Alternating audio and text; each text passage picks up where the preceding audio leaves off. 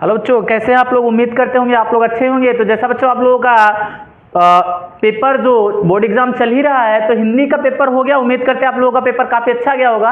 तो इन दिनों हम लोग आज बात करेंगे गणित के मॉडल पेपर, मतलब 2023 का जो पेपर था वो कैसा था, या 2024 में कैसे आएगा पेपर। आपके पास में क्या 23 में कैसा था और 2024 में यानी 27 तारीख को जो एग्जाम है उसमें आपके पास में क्या पेपर है, क्या इसके क्वेश्चंस हैं, किस प्रकार से हैं, कैसे पूछता है, सारी की सारी चीजें आपके पास में हम लोग क्या करेंगे इस वीडियो में बात करेंगे, है ना। तो बच्चों एक एक क्वेश्चन पे बात करेंगे और उसका देखना सलूशन। आपको बहुत ज्यादा मेहनत करने की जरूरत नहीं, आखिर साल भर आप लोगों ने मेहनत कर लिया है, बहुत अच्छी बात है।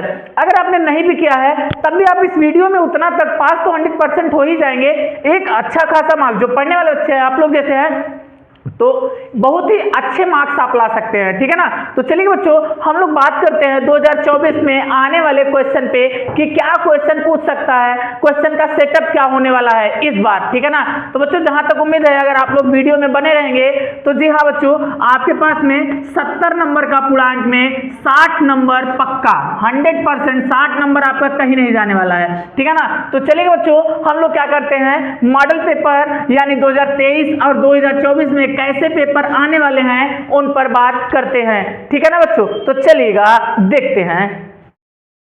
तो चलिएगा बच्चों देखिएगा, पहला क्वेश्चन आपके पास में क्या आता है। ये बोर्ड एग्जाम पूछा गया था 2023 में। क्या ये सारे क्वेश्चन कहाँ पूछे गए थे, 2023 में पूछे गए थे। देखिए पहला क्वेश्चन, ऑप्शन वाले क्वेश्चन पहले रहते हैं, 20 क्वेश्चन ऑप्शन के रहते हैं। तो इसमें देखिए पहला क्वेश्चन है कि निम्न में परिमेय संख्या है। क्या है, निम्न में परिमेय संख्या है। क्या है, परिमेय संख्या है।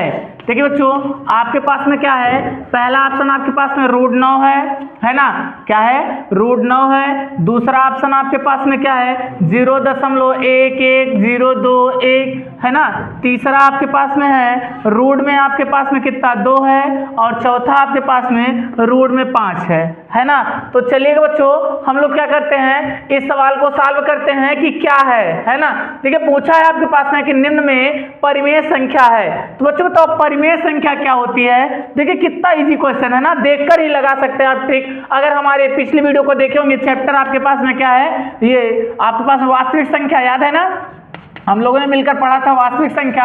बच्चों वास्तविक संख्या का हम लोगों ने पढ़ा था परिमेय क्या होता है और अपरिमेय क्या होता है। तो बच्चों पता था आपको परिमेय क्या होता है, परिमेय होता है कि जिसे हम P/Q के रूप में लिख सकते हैं, और अपरिमेय क्या होता है, अपरिमेय क्या होता है जो क्या होता है आपके पास P/Q के रूप में ना हो, P/Q के रूप में P/Q के रूप का ना हो। बात को समझ पा रहे ना। अर्थात एक चीज और नोट पॉइंट हम लोगों ने लिखा था, क्या नोट पॉइंट में वहां पढ़े थे कि करणी में लिखी हुई संख्या, करणी में लिखी हुई संख्या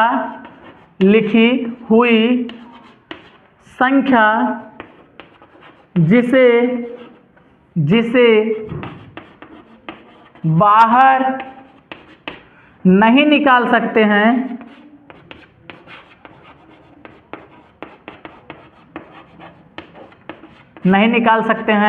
ऐसी संख्या क्या कहलाती है, अपरिमेय संख्या। क्या, ऐसी संख्या को क्या कहते हैं बच्चों, संख्या को अपरिमेय कहते हैं। क्या कहते हैं, अपरिमेय संख्या कहते हैं। क्या कहते हैं, अपरिमेय संख्या। तो बच्चों देखो आपके पास में यहां से देखिए ये √2 को क्या हम बाहर निकाल सकते हैं, नहीं बच्चों। तो ये ऑप्शन गलत है। यहाँ √5 है तो √5 को भी नहीं निकाल सकते। निकालेंगे तो क्या हो जाएगा, दशमलव में आएगा ना, और दशमलव की संख्याएं क्या होती हैं, अपरिमेय संख्या होती हैं। तो ये वाला भी नहीं होगा, तो होगा आपके पास में कौन, ये देखिए √9 है बच्चों। √9 को क्या लिख सकते हैं, √3 गुणे √3 ऐसे लिख सकते हैं। ये देखिए पूरा का पूरा ऐसे लिख सकते हैं, 3 गुणे 3 मिल रहा है तो इसको बाहर निकाले 3। तो बच्चों ये क्या है, √9 एक परिमेय संख्या है। बात को समझ पा रहे ना। तो चलिए बच्चों अब हम लोग क्या करते हैं दूसरे क्वेश्चन को सॉल्व करते हैं। तो देखिएगा बच्चों आपके पास में क्या है, ये दूसरा क्वेश्चन इसका क्या कहता है उस पर बात करते हैं हम लोग। क्या है देखिएगा यहां से कि कह रहा है कि इसको मिटा रहे हैं, रुकिए थोड़ा 1 मिनट। हमको दीजिएगा, फिर देखते हैं नेक्स्ट नंबर क्वेश्चन आपके पास में। बच्चों देखना, ये 100% आपके पास ये 2023 का मॉडल पेपर सॉल्व कर रहे हैं, तो जाहिर सी बात है 2024 में सेम इसी प्रकार से पूछेगा। तो 27 तारीख को आपका एग्जाम एकदम फोड़ डालिएगा कि कैसे मैथ के क्वेश्चन में आपको 100 में 100 है ना, तो ध्यान रखिएगा 70 का पूर्णांक है तो 70 आपका आना चाहिए। बाकी तो 30 नंबर स्कूल से आपने अच्छा किया ही होगा, तो इसलिए 30 नंबर वो भी मिल सकता है ना। तो देखिए कह रहा है, क्या कह रहा है, रैखिक, ये थोड़ा सा इसको देखिएगा, इसको ऊपर लिखते हैं ना, इसको मिटाने करते हुए ताकि सवाल लगाने में परेशानी ना हो। नंबर दूसरी सवाल आपके पास में कहता है, कह रहा है रैखिक समीकरण युग्म। अब देखिए बच्चों, आपके पास में दिया है समीकरण युग्म, कौन दिया है, x प्लस वाई बराबर क्या है 10 है। फिर दूसरा है क्या, x माइनस वाई बराबर 4 है। देखिए बच्चों आपके पास में क्या है, यहां ये दिया हुआ है, ठीक है ना। कह रहा है देखिए रैखिक समीकरण युग्म मतलब जोड़ा होगा समीकरण का, और कह रहा है तो यहां से x और y का, x का y का हल ज्ञात करना है। क्या निकालना है, हल।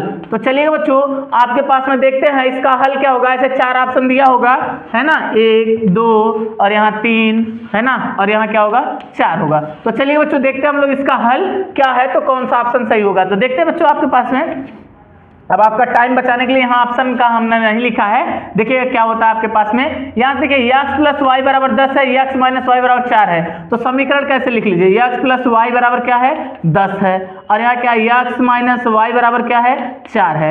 इस समीकरण को क्या कर दिए, जोड़ दीजिए। जब जोड़ेंगे तो देखिए प्लस का प्लस माइनस प्लस कट जाएगा, x और x 2x हो जाएगा, बराबर कितना हो जाएगा 10 4 14 हो जाएगा है ना। अब ये 2 भाग में चला जाएगा तो x बराबर कितना हो जाएगा 14 बटा यहाँ 2 हो जाएगा, कट गया कितना है 7।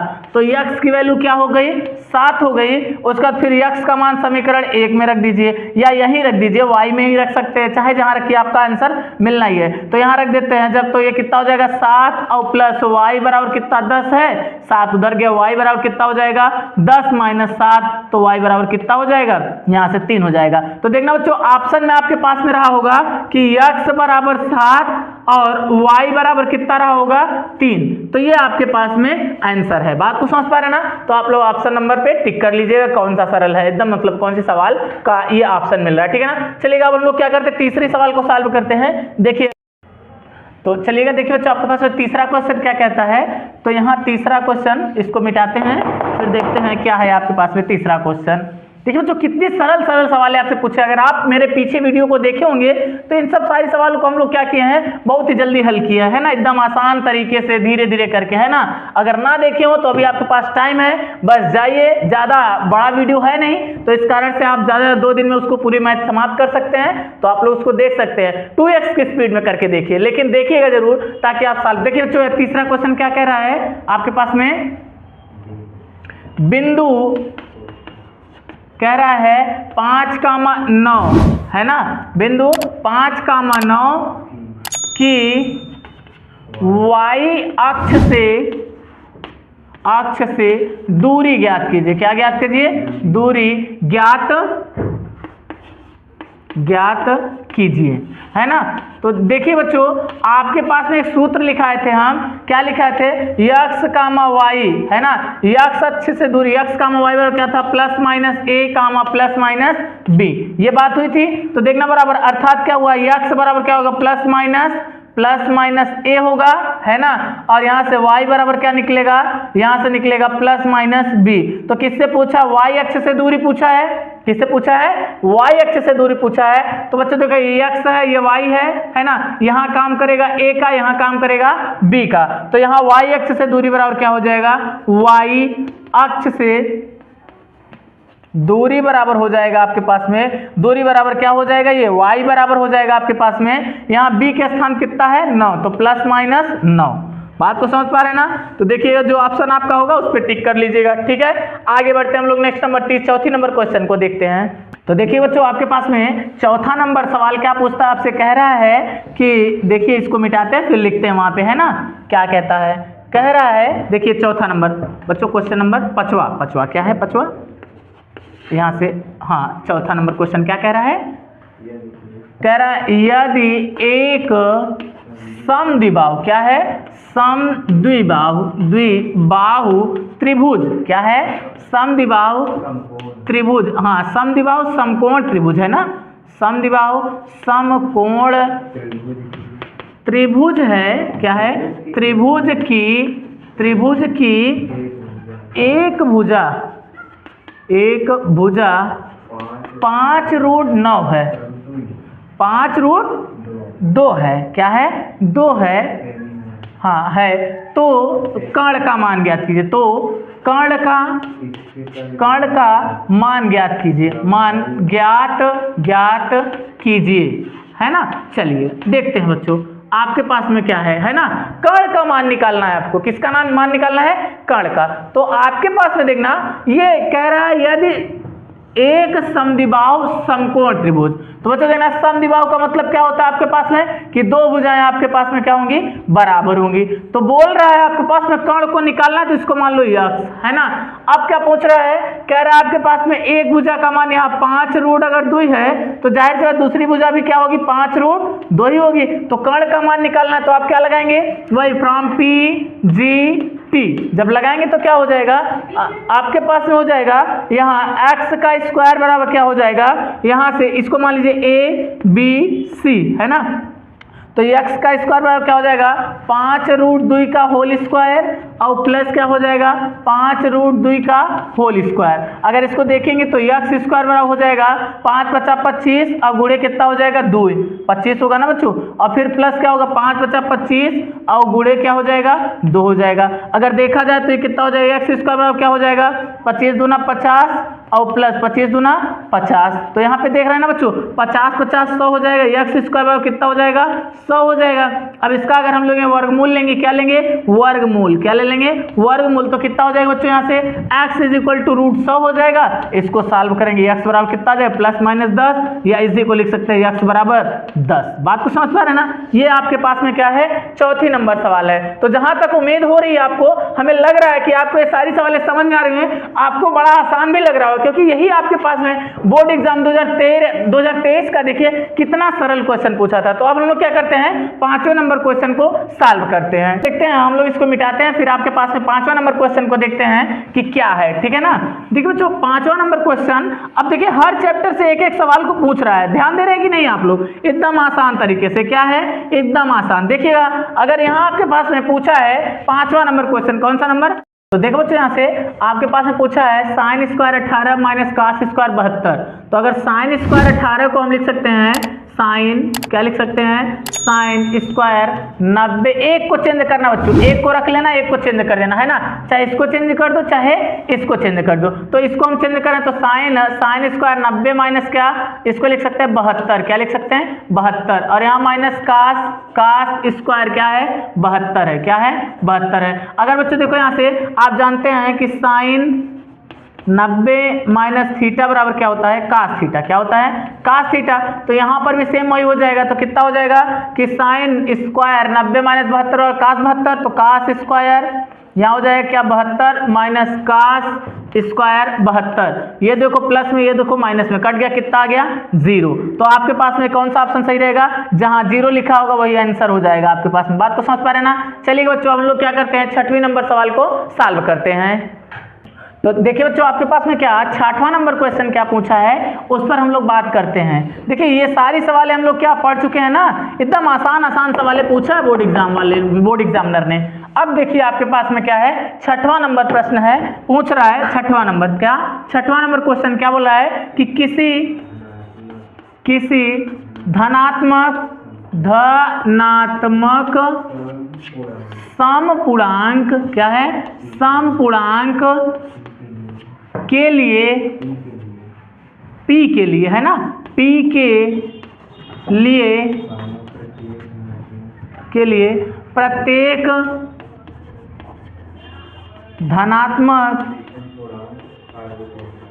धनात्मक विषम, क्या? विषम पूर्णांक का रूप होगा। अच्छा देखो बच्चों, यहाँ से आपके पास बहुत ही सरल सवाल पूछा है। कह रहे धनात्मक कौन सा है? समपूर्णांक है। जैसे क्या है आपके पास में 2, 4, 6, 8 ऐसे टाइप का है, ये सम हो गया। तो कह रहे प्रत्येक धनात्मक विषम पूर्णांक संख्या का रूप होगा। तो बच्चों देखना विषम पूर्णांक संख्या, ये p कोई संख्या मान लेते हैं, यहाँ क्या है p है ना, कोई संख्या क्या है p है। अब इसमें विषम पूर्णांक संख्या लाना है तो बच्चों क्या करेंगे, हम कोई विषम संख्या जोड़ देंगे। यहाँ क्या +1 भी कर सकते हैं, p +2 भी कर सकते, 2 नहीं बल्कि क्या 3 कर सकते हैं। बात सुन, या ऐसे हो सकता है 2p + 1 है ना, फिर 2p प्लस क्या हो सकता है 3 हो सकता है। मतलब देखो जैसे यहाँ कोई सम संख्या है, देखो सम, ये सम है, ये वाला p सम है, सम में सम का गुणा करेंगे सम ही आएगा है ना, सम ही आएगा।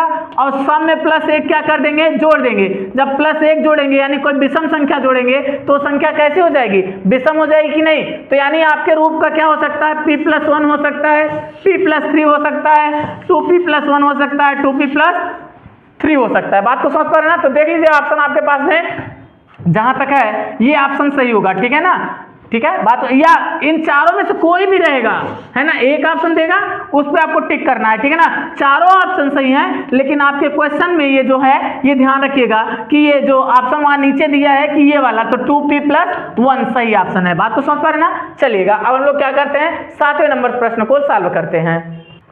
तो देखिए बच्चों आपके पास में ये 7वां नंबर क्वेश्चन क्या कहता है उस पर हम लोग बात करें। देखिए कितने आसान क्वेश्चन आपके पास में बोर्ड एग्जाम ने पूछा है ना। ये आपके ऑप्शन नंबर वाले क्वेश्चन है, बस तुरंत देखिए तुरंत आंसर। अभी हम लोग क्या लॉन्ग नंबर क्वेश्चन को भी देखेंगे कि क्या है। पहले इसको कुछ क्वेश्चन, ना ज्यादा 20 तो नहीं, लेकिन कम से कम 8 से मतलब 12 से 14 क्वेश्चन तो सॉल्व ही करेंगे। तो देखिए आपके पास में 7वां नंबर क्वेश्चन क्या पूछा है, कह रहा है कि संख्या